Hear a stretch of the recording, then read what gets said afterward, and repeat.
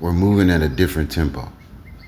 This is a reminder before moving on that this information is not religious recruitment. This is the choosing of having intimacy with a specific subject, the creator of the universe. Just pause for a second. Just pause for a second and let that sink in. What we are dealing with here is not our imagination. We're dealing with reality. The air we're breathing, the life that we're living, and the options we're choosing in that life, we're stopping to choose to have intimacy with the creator of reality. Now, let me tell you something about these messages. These messages contain spiritual seed that are consumed by listening and getting understanding.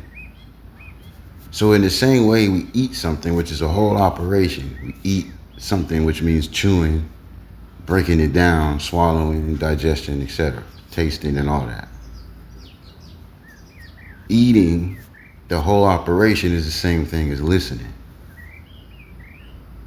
I want that to make sense. Chewing and tasting is the breaking down. That's understanding. Eating is listening. Chewing, tasting, breaking it down is understanding. At the same time, the chewing and the tasting is also symbolic of meditation. Digestion, in one sense, is applying, taking what's necessary, right? I just want that to make sense. So, as well as a test of faithfulness on my part, these messages serve as exercising meditation. Personally, I struggle with focusing in meditation. I know that some on this journey struggle with finding time to meditate. Listen to this very well. Listen to this very well. At whatever time you who are on this journey listen to these messages, all of us are gathered here together, receiving the spiritual seed. It's like a meeting of the minds in a sense. Wherever you are at whatever time, when we come to these messages to receive the spiritual seed, it's like a meeting of the minds through meditation. And we come to listen to the message. The taking time to listen to these messages represents us exercising the taking back authority of finding time for meditation for those who don't have time for themselves. And then obtaining understanding through the listening exercises the focus for those of us who like focus in meditation. I hope that makes sense. After having understanding of the spiritual seed, the planting of that knowledge is the applying of the knowledge to our daily lives. Doing this consistently with expectation is the cultivating and activating of the seed for what? Manifestation. I just said a whole lot and I don't even know if it was understood. I'm speaking through the flesh to the soul. We gotta get this. Before moving on, we gotta get this stuff. In a nutshell, what I just said was we're taking that spiritual seed obtained from listening to the messages and applying it to our daily lives. Doing that consistently is the cultivating of that seed, which is the knowledge, right? Applied to our lives. Whatever we're doing on our daily living, we apply this in the midst of our daily living, right? And if we remain consistent with doing so, we will see manifestations of the Spirit. But what is the whole focus? Again, intimacy with the creator of this universe. So what are we looking for and expecting? I think you should know where I'm going with this. manifestation of the creator of the universe. All right, let's keep going. What was the purpose of the first part of the seventh message? The first part of the seventh message. It was to solidify understanding the creator of this universe is who we are seeking intimacy with. That's the subject. Okay? And that creator is a confirming and interacting creator. Listen to what I just told you. The purpose of the first part of the seventh message was to solidify understanding the creator of this universe is who we are seeking intimacy with, and that creator is a confirming and interacting creator. Confirming equaling creation has no excuse not to know their creator. And interacting equals the creator is not far away but very near. So one doesn't need to exit life, quote unquote, to begin having intimacy. You can do it in your daily living, which is what this whole journey is.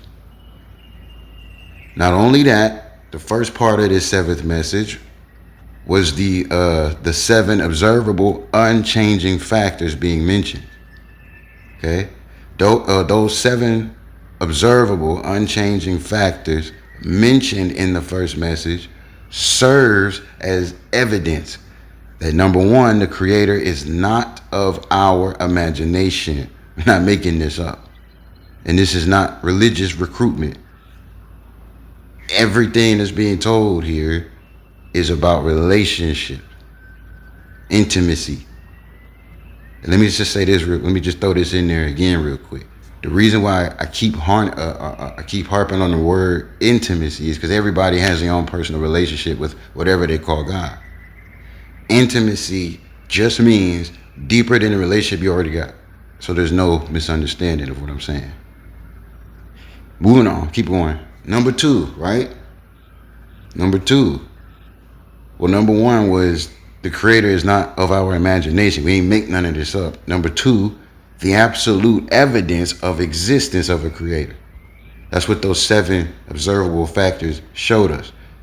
The creator of this universe is not of our imagination, number 1. Number 2, the absolute evidence. It's absolute evidence of existence of a creator of this universe. And number 3, by the creator giving us creation, you and me, creation, by giving us evidence, confirms that this creator is a interacting and confirming creator.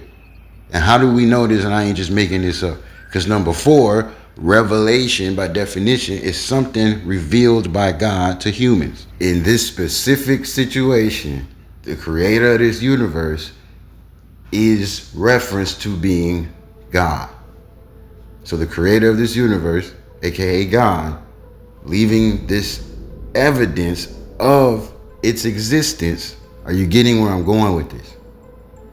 The creator of this universe leaving us evidence is a confirmation that this creator is a confirming and interacting creator. That was the purpose of the first message, to solidify that understanding. Now let's keep going. The purpose of the second message. That was a very slow talking, slow paced message for a reason. The second message focused on knowing the fundamentals, because we only touched on the fundamental part of what worship actually is universally. Now, looking at the world that you and I live in, it's many cultures, right? Looking at the world that you and I live in, many cultures worship a God in their religion, right? And even in the culture, because even if they don't call it a religion, it's in the culture.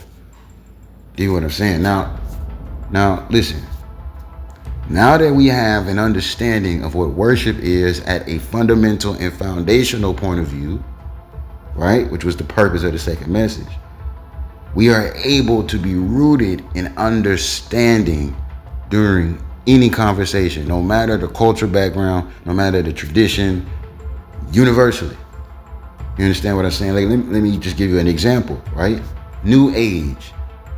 New Age is the same old practices and traditions being utilized through new users.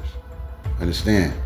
So the lingo for spiritual terms can differ, but that is the way of culture and cultivating. Still, right? By us being rooted in understanding, we are able to perceive and discern not only spirits, but intel, information. And because we have a solid ground to stand on, us on this journey, versus the many who have knowledge but no revelation, meaning they have nothing to stand on or be rooted into. We have wisdom, but they lack wisdom. They lack revelation, so their wisdom is off. That means their capability of discerning direction.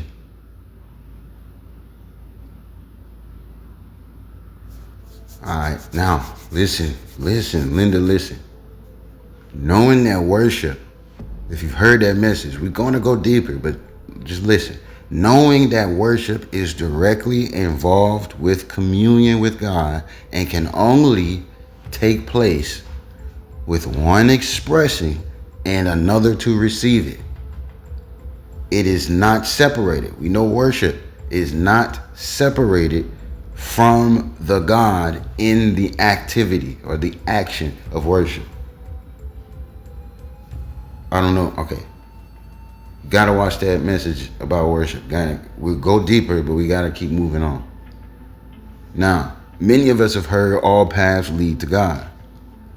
Until you do barely any investigation, you come to the truth, which is all paths do not lead to God, but all paths lead to the worship of a God.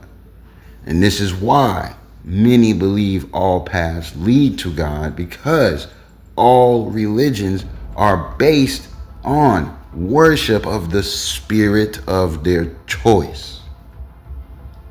Worship can't exist without one expressing and one receiving.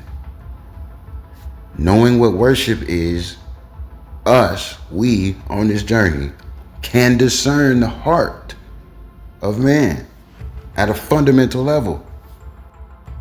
How? By words, names, characteristics, desires, clothes, postures, and even posture of the heart. Yes. It is a lot, but we are going deeper, and we need to understand these things as we're going into more complex conversations. This is where I will close, and this is also where we will pick up again. On this earth, God, the three-letter word God, on this earth is a title and a being. What is not worshipped is not God in title, and everything that is worshipped may not be God in being.